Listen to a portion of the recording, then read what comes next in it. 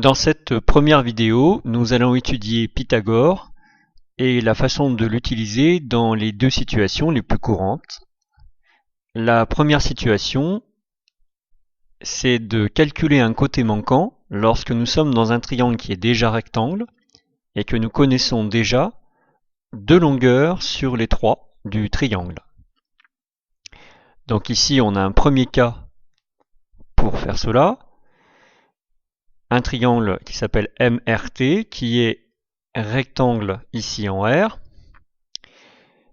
Et on cherche le côté MT, ici, qui correspond au plus grand côté, c'est-à-dire à l'hypoténuse.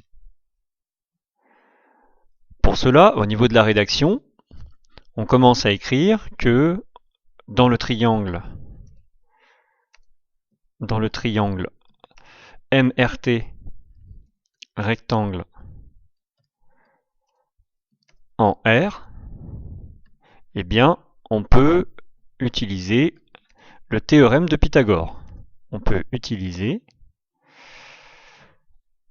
le théorème de Pythagore.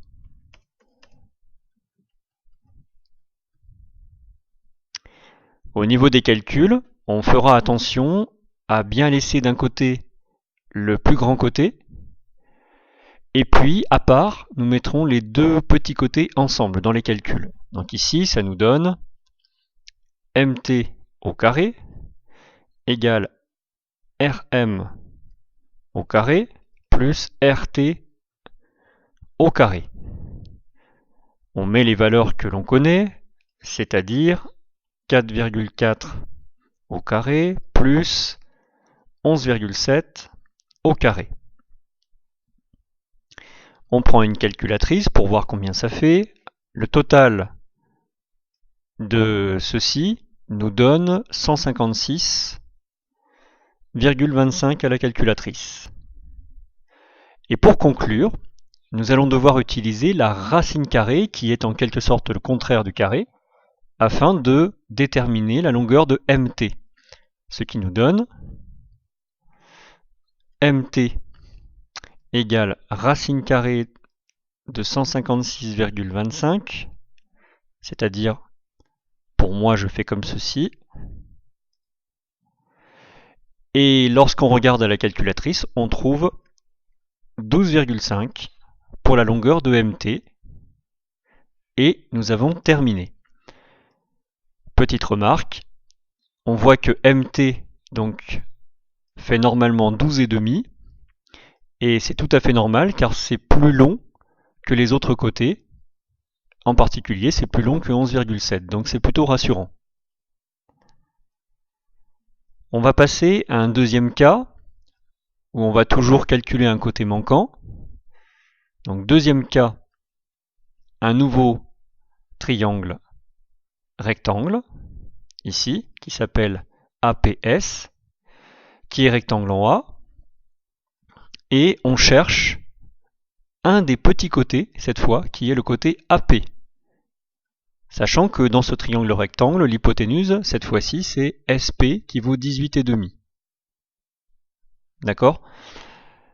Le début de la rédaction est très ressemblante avec le cas précédent. Donc, dans le triangle APS, rectangle en A, on peut utiliser le théorème de Pythagore. C'est toujours un peu la même chose. En revanche, au niveau des calculs, on fait très attention, car, comme nous l'avons déjà expliqué, il faut bien laisser le plus grand côté à part et les deux petits côtés ensemble. Donc, ici, on aura SP, l'hypoténuse au carré, qui sera égal à AP, celui qu'on cherche en fait, au carré, plus AS au carré. On met les valeurs que l'on connaît, donc SP au carré, ça fait 18,5 au carré, égale, alors AP au carré, AP c'est celui que je cherche, je le laisse comme il est pour l'instant, plus AS au carré, c'est-à-dire 17,6 au carré. Je mets les valeurs, c'est-à-dire 18,5 au carré, ça fait 342,25 égale à AP au carré qu'on ne connaît toujours pas, plus 17,6 au carré qui donne 309,76 à la calculatrice. Arrivé à ce stade, on fait très attention car il va falloir faire une soustraction pour obtenir la valeur de AP au carré. Et donc, on va écrire que AP au carré est égal à 342,25 moins 309,76, ce qui nous fait un total de 32,49. Et pour terminer, pour trouver AP tout court, sans le carré si je puis dire, eh bien nous allons utiliser encore la racine carrée, qui est le contraire du carré. On écrira que AP est égal à racine carrée de 32,49. Donc ici je mets racine carrée de 32,49, ce qui me donne à la calculatrice 5,7 pour la longueur AP. Et j'ai terminé mes calculs. Je remarque que cette valeur 5,7 par rapport au dessin, ici 5,7 ça paraît normal, en tout cas on remarque bien que c'est plus petit que l'hypoténuse en particulier qui est ici. Voilà. Pour terminer, une petite remarque importante. Voici un dernier triangle qui s'appelle DEF et je souhaiterais calculer la longueur EF. Si l'on me pose cette question de cette façon, eh bien je ne peux pas donner de réponse parce que je ne sais pas si le triangle est rectangle ou pas, même s'il a l'air ici en apparence.